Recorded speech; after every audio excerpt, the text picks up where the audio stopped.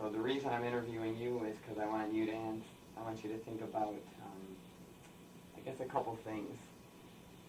One would be what changes you've seen as since you've been involved with education in the state of Alaska. What changes you've seen and how it's affecting the rural communities. Where you think it's going. What you think America's purpose is in educating in the rural communities, and then kind of your own personal your personal beliefs about, in the light of what you think knowing is, what do we have to teach them? What can we teach them in rural communities? Well, you've certainly given me something to think about.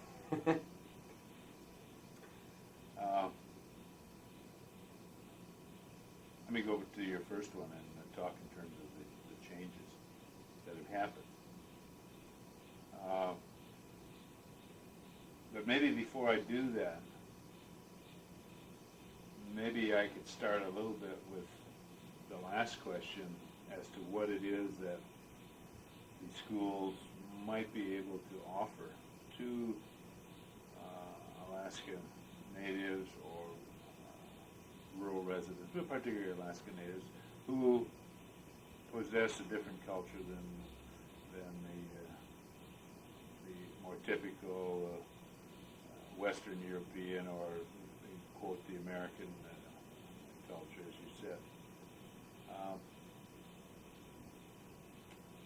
Obviously, there are some. It's really tough to know what kind of a time perspective to put on this, except if you go back in Alaska history to not too many years ago, especially in the rural area, and especially in certain parts of the rural area of the state. You mentioned interior. I don't think certain areas of the interior will be all that much different than some of the western coastal communities, more of the Yupik Eskimo-speaking territory, as far as the involvement of the non-native in a formalized educational program. In other words, the missionary activities as far as education. Okay, as I started to say, the influence of the missionary in the way of the formal educational program was a fairly important factor. The missionaries were involved in both the interior part of Alaska and in the coastal areas, became quite active probably pretty much about the same time, late 1800s. Were they readily accepted into this community? I think it varied.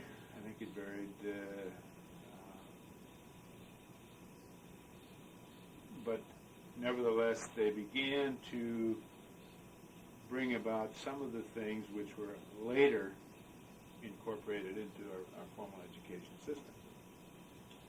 There was a concern that people be able to read, that there be some English spoken, and that they be able to understand some of the legal aspects of their relationship with, at that time, a very limited governmental structure. But, just some of the basic concerns, a lot of which was based around the ability to read and write. Then as the schools came into play, the schools, first of all, were government-supported schools, and a heavy emphasis placed on the basic skill areas. There was very little in the way of what we would call vocational education offered in the rural areas until probably mid-30s, 1930s, maybe early 1940s, if I remember the historical aspect correctly. Most of it had to do with elementary level basic skill areas. High school opportunities were extremely limited. High school opportunities were sometimes provided by the church schools and by the Catholic mission school, which is now St. Mary's, but it used to be located in another location before St. Mary's was selected in the 1940s or early 1950s. There was an activity of mission high schools in the interior part of the state, and a mission high school also up in the Seward Peninsula area. And Covenant High School, I'm not sure of the exact startup date, was provided by the Covenant Church at Unalakleet.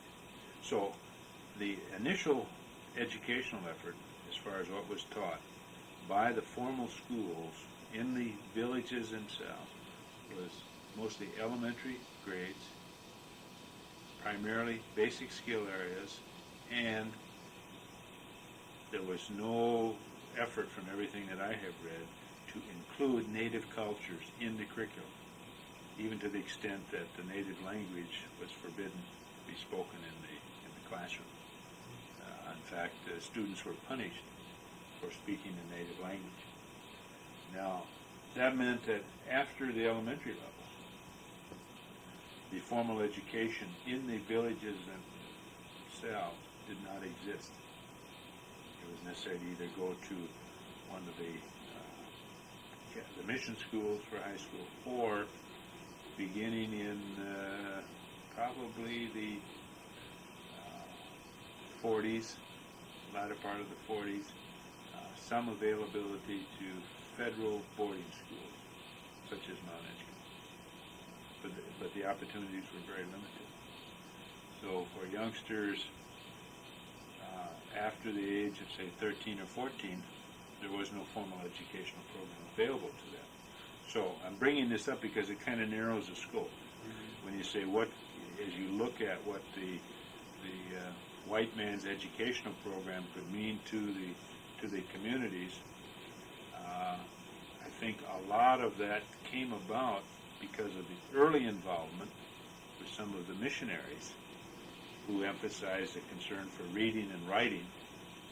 And then as the formal schooling became available, and a lot of that system set up by the missionary Sheldon Jackson, there was just kind of a follow-up on picking up those very basic things that a formal education can provide, the reading, the writing, the arithmetic skills, similar to what we found in the development of some of our school systems in other states. And I suppose there was this was met with mixed feelings in a lot of the communities. And a lot of this is fairly recent because there are a number of locations in this state where the years of formal education on the part of a certain segment of the population is very, very low. In the extreme western part of the state and in certain areas of the interior, the number of formal years of education is probably the lowest in the nation. So education, in one sense, to a lot of Alaska is a fairly new idea. As far as spending any period of time in a formal school setting. The other thing that is new is the other part of what I just said, the provision for secondary education in the youngster's place of residence. That's a very new idea. That's within the past 15 years. In fact, it's even newer than that. In many cases, it's only been within the past 10 years. Prior to that time, total segments of the teenage population in a village had to leave the village to go to high school if they wanted a high school education. If they didn't want a high school education, they would stay in the community, and there weren't any other options for them. So we have several generations of people who have gone to a federal elementary school, then have left their village, left their home for the 4 years to go on to high school. That has been the pattern. Now, all of a sudden, within the past 10 years, we've changed that by making high schools available in the villages. Now we have a whole segment of a teenage population staying in a village without some of the support structures to support those activities having been developed, as would be a normal sort of thing in other communities where high schools have always been available. For example, it has made a difference on families because always teenagers were gone during the school months. That has an impact on the size of the house, has an impact on food supply, has an impact on whether or not more people are involved with subsistence activities. It has an impact on recreational activities. Other social issues come about when you upset the balance through education. See, on one hand, we upset the balance of a village by saying, send all your teenagers out to go to high school. So we did that for several generations. Then we came back in later and said, we're going to upset your balance by having the teenage component here in the village for their secondary education. So when you talk about education and its impact on some of the native residents of this state, you have to take it in the context not only of what it has done for the basic skills, if you will, the academic part, but it also has had an impact on family structure, social issues, and the whole fabric of a village or a community, because you're manipulating, if you will, total segments of the population, that teenage group. First they're gone, then they're back. Okay? Does that make any sense to you? It's a very important aspect. Probably something that is not fully understood or appreciated by a lot of people unless they have lived there and have seen what this sort of phenomenon can do, both ways, either having youngsters gone, disrupting families, or having them there without some of the other support services to accommodate this other segment of the population. Well, this is probably one of the most significant changes because it has affected a lot of what goes on in education across all grade levels. In addition to the fact that we now have high schools available in all of the communities where these people live, we've also added a lot of people into the education business. In other words, we have more people as a percentage of the total population working in education than we've ever had before, whether they be the regular classified or certified teachers, or if they are the paraprofessionals or teacher aides or teacher assistants or special teachers who are teaching certain aspects of the local culture or language. When you have a larger percentage of the total population involved in some aspect of education, whether they be any one of these categories I just mentioned, or they're involved in building the new schools, maintaining the new schools, supplying the schools, taking care of the books.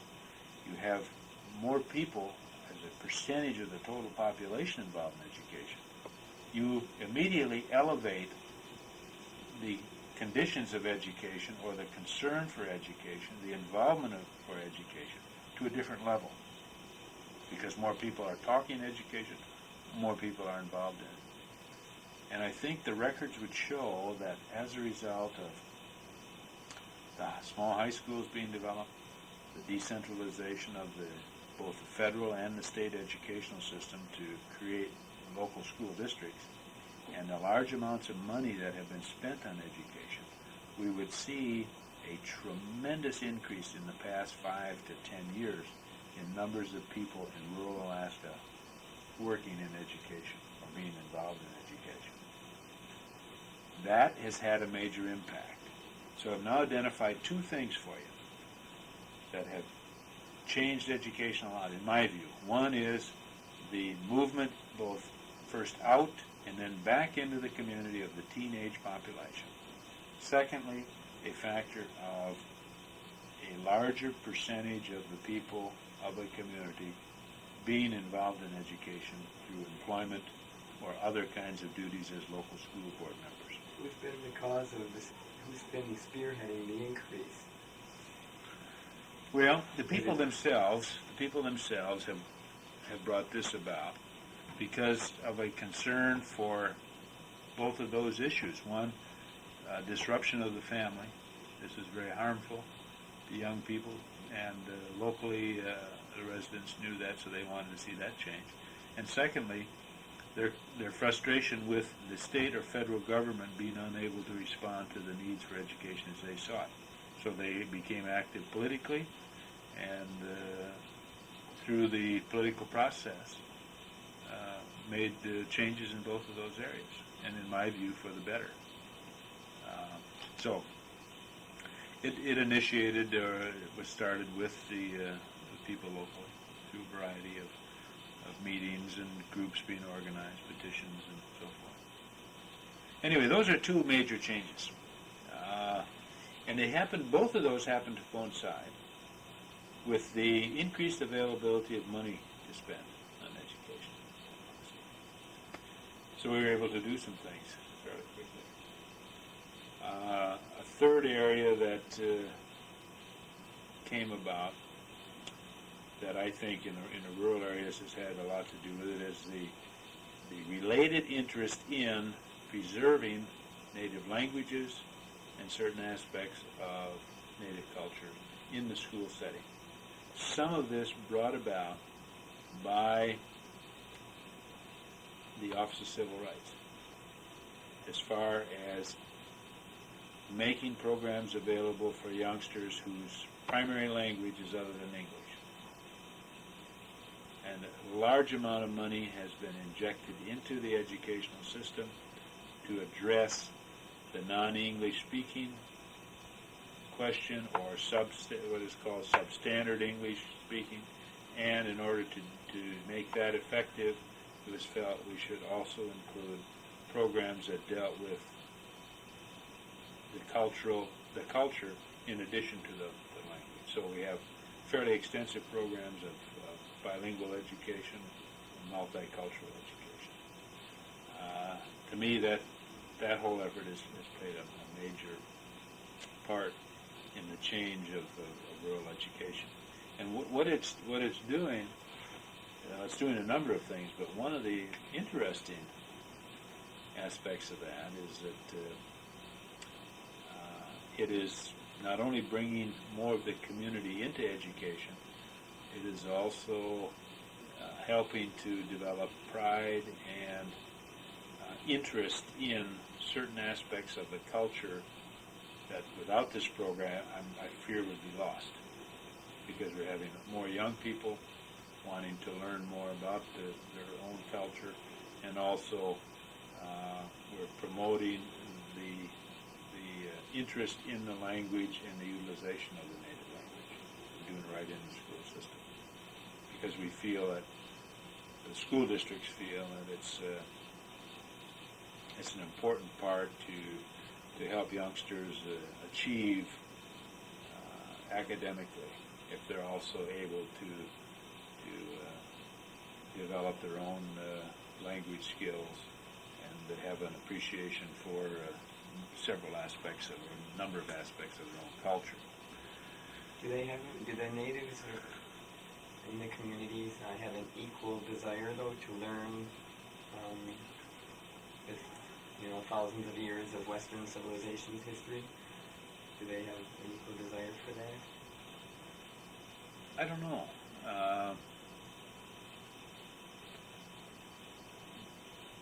I'm sure the interest is there. It's probably a matter of how it's presented, and is it presented in a way that they can they can relate to their own experiences, and is it? I don't know how to answer that. That's a good question. I could only assume that because there seems to be a real interest on the part of all people to learn and to find out more about others. If that material is presented in an interesting, meaningful way, that the desire to learn it would be there, I would think. But I only guess. My point is that, like, for example, if we gave them, gave the Native community leaders a whole bunch of money to do what they wanted with education, would they just take it and not teach and just use it for their own cultural education, educating their children into their own culture rather than teaching what American ideals and such? Again, I think if you were to ask that question maybe 15 years ago, the response would be much different than what we'd have today. I think what has happened as a result of a lot of the activities in rural Alaska, particularly the settlement of the Alaskan Native land claims, and the involvement of their various corporations in business activities that are becoming worldwide in scope and activity. In other words, the fishing activities that involve Korea, Japan, and other nations has certainly expanded the horizon. You have Native leaders themselves traveling to a number of these countries. Well, as a result of that, a certain interest in other cultures is going to follow, and the need to learn about that in the school system is going to follow, particularly if the same people who are dealing with the economic aspects of the corporations with some of the foreign countries are also some of the same people who are making policy-level decisions for running schools, which in some cases they are. So there's a tie-in. Now, 15, 20 years ago, when the range of activities of the village governmental structure was fairly limited to a small circle, and a different situation. So now I think they realize the need to know more about other countries, other cultures, in a way that gets right at the heart of the reason why we want to know so much about some of the other countries, and that's economics. They're involved with that sort of thing too. So that's a whole that's a very interesting area. It's a good question that you ask, and I hadn't thought too much about it in that perspective, but I'm just kind of off the top of my head trying to analyze that situation. Another factor that has had a major impact has been technology. Technology has changed a lot, and will continue to change a lot of what goes on with the educational program in the rural areas of the state. The whole business, first of all, is the fact that more places have telephones. It doesn't seem like very sophisticated high-tech to us. We're accustomed to having phones all the time, but the telephone in homes in much of rural Alaska is very, very recent, within the past couple of years. Telephones in every school is also fairly recent, within the past 5 years. And we still have a few very small schools that probably don't even have telephones in the school. Well, with the telephone can come a lot of other aspects of communication, linking in with electronic data transmission kinds of things. The satellite and all it is capable of bringing in the way of video, as well as the telephone connections.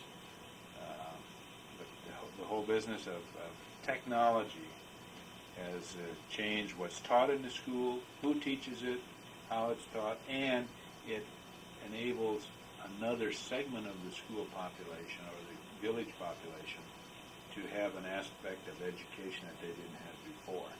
In other words, there are certain things now that are available to everybody in the community that are educational, where before they were available, those same things might have only been available to the school-age population. For example, I'm thinking some of the educational materials available over the satellite on the Learn Alaska Network. That's for everybody in the village or community. Some of the same sort of stuff in the future might have only been available to high school kids. So that has an impact, because I'm trying to hit a few of these areas that impact the majority of the people in the community, because that's really the way the long-range effects of education are going to be maintained and sustained, because you've got a lot of people involved with it, and therefore that whole activity of change and interest is going to be affected in that community. So in that way, are we directing our secondary education more towards engineering skills, computer skills, so that the citizens of the communities will be able to actually bring these systems into their communities?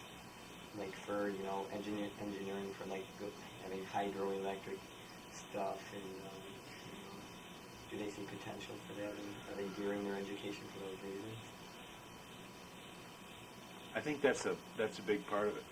I was up in Kotzebue a couple weeks ago, and they have a fairly substantial electronics laboratory, electronics program. It's elementary probably in some ways, but it's very sophisticated in comparison to what was available for the training in that area just a few years ago. I think there's a realization that more emphasis has to be given in the area of engineering and certain technical skills to residents of the rural areas in order for them to be able to do everything that they want to do. They all want to have the satellite capability, and I'm sure there are a number of them who would like to have their individual satellites, as we see happening elsewhere around the country, the smaller dishes for their own use. We're seeing video machines in a lot of the homes. We're seeing more and more computers showing up, not only in the schools, but in the homes. And we're going to see more computers in the rural homes as well over time. And the curriculum of the schools has to take this into account. To some extent, it is taking it into account by programs in computer literacy, certain aspects of technology, electronics. But a lot of that is probably not going to be, we will not be able to teach that at a very sophisticated level in communities that are real small in size, because it takes some specialized teachers and some specialized equipment, laboratory type arrangements to do a good job with that. Therefore, as you look at this, you say, okay, what's going to happen to those students who want to move into the engineering? If we can't provide the program at the local high school, where will they get it? We're coming back then to the cycle of we're going to have to take this segment of the population who must obtain those skills, and we're going to have to relocate you again. And now we're beginning to see that. Parents are saying to the state and to the State Department and to the local school district, our high school is not capable of providing all of the engineering skills, the physics skills, the math skills that we think our youngsters must have. What can be done in the way of looking at a boarding high school arrangement or some specialized school to address those needs. And that means to some extent a relocation again. Very interesting cycle we get into. So the need for specialized training is recognized. To the extent that districts can offer those kinds of things at the local level, they're doing it, but it's also bringing about a re-examination of the whole quality indicators and comprehensive indicators of the curriculum in a lot of these schools. Technology is supporting, technology is also challenging the programs. And that's the interesting split that you have. How long do you have, by the way? I've got a few more minutes to go with you. If you can just direct me whatever way you want. So do you see an increase of programs where we would have traveling skilled people who would maybe spend workshops, travel to the communities more and more of these specialized workshops for teachers who are already teaching in the communities and to get those programs going? I think you'll see some of that, but I think you'll also see, and this again is an interesting thing, you'll also see some of that very technical, sophisticated stuff provided by the technology itself. In other words, a lot of what we previously had to go out of the community for, we'll be able to pick up if we have a computer. And especially if we have a computer with a lot of the capability to utilize some of the more advanced things that have already been developed. There are a number of programs already available that are geared specifically toward computer literacy, toward certain aspects of technology and technology repair, and different ways of teaching utilizing the computer in the area of chemistry, physics, advanced mathematics. We have a computerized program for what they call lower division engineering students now being piloted up at the University of Alaska in Fairbanks. This is on computer. Some of that could be located and delivered locally. So I see a switch already in place regarding technology educating the educators, if you will, in the more advanced use of technology and the training programs by actual software being developed and being made available in many, many locations. And when you link that together with the capability of the audio conference on the Learn Alaska Network, so that contact can be made, so that human element can be in place, I see that as playing a major role in the in-service in development of teachers. And I guess, kind of winding things up here, I suppose the ideal situation in the rural areas, as I see it, is first of all local control of education. In other words, we've made tremendous strides in getting big government out of the direct operation of schools. By big government, the two biggest that we know is the federal government through the Bureau of Indian Affairs, and at the state level, state government through a state-operated school system. Get those people out of the direct operation and get the direct operation in the hands of the local people, either at the village level or on a regional basis. We've made great strides in that direction. That has to continue because it is at that level where people are going to be able to say, we want our curriculum to have 10 hours a week of reading, or we want only 3 hours a week of reading, and we want to have the other 7 hours to devote to other skill areas or other cultural areas that we feel are important. Every village is different. Every group is different. They all have things that are of great significance to them. I think in the final analysis, you'll find more interest as you look across all the different villages, more interest in some of the same things that the parents of kids want in Anchorage and in Juneau, more similarities and differences.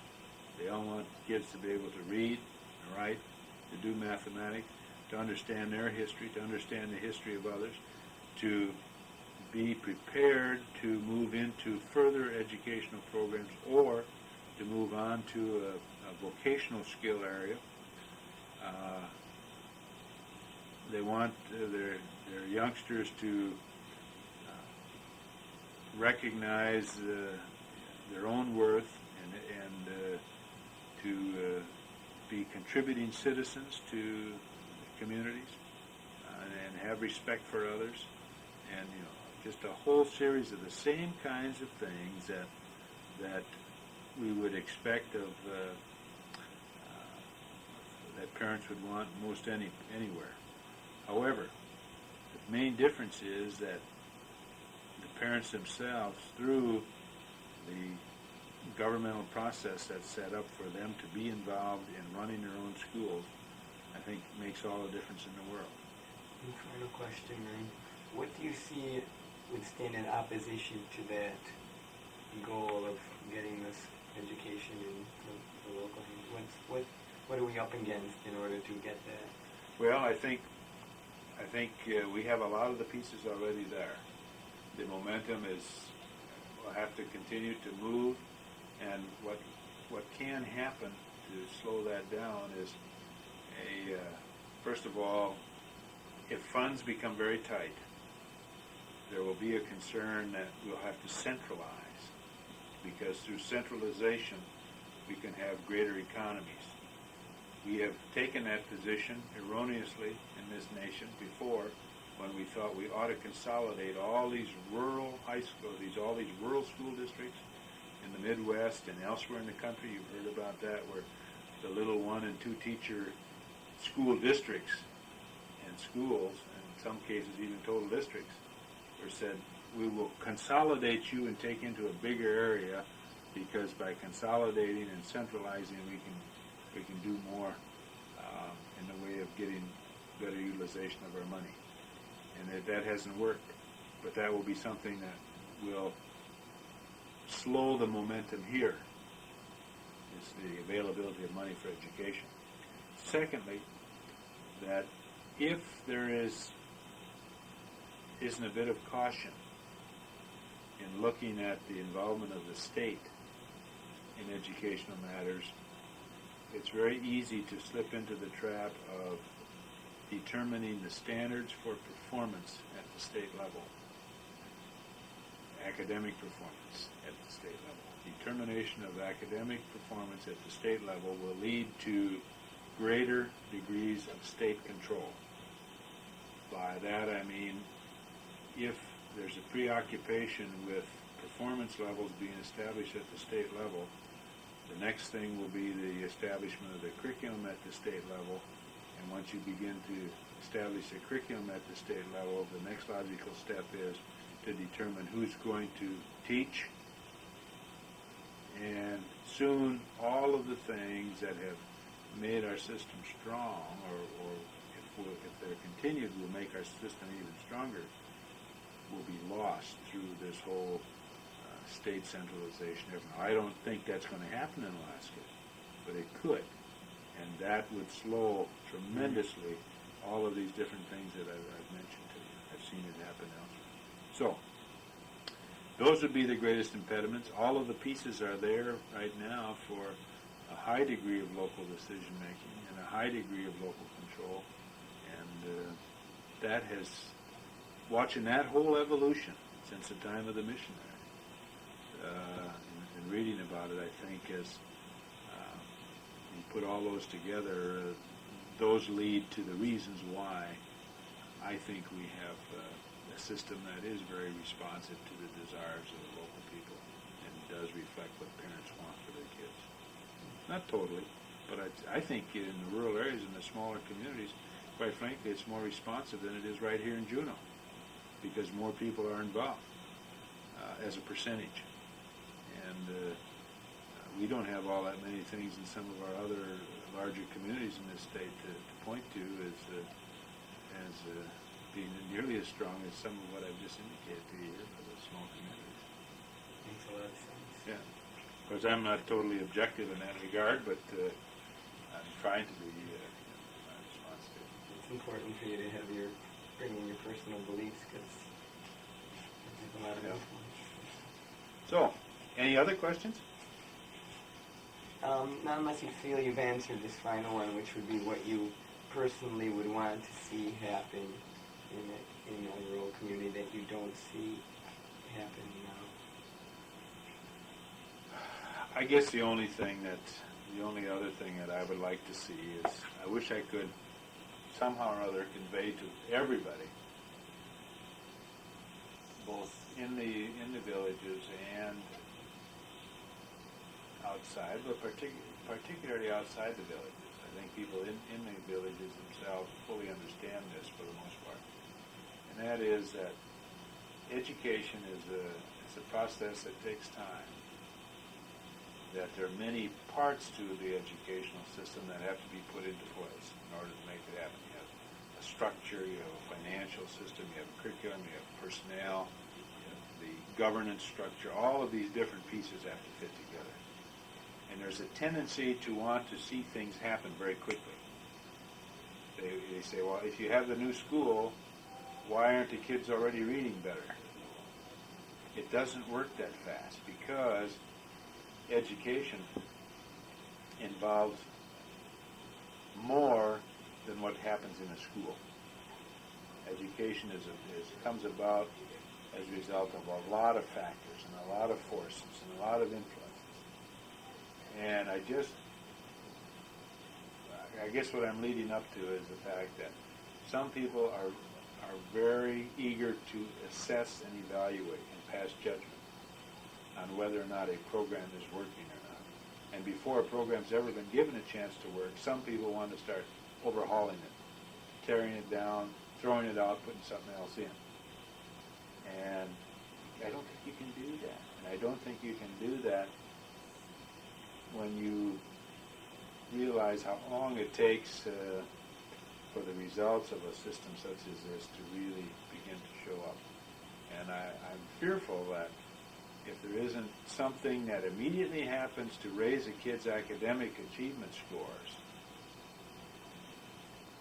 people are going to say, well, let's change the governance structure, let's not build any more buildings, or let's build bigger buildings, or let's use a different curriculum, before they've given the one that's in place a fair chance to be proven. That's one of my main concerns. Thank you very much. You're welcome.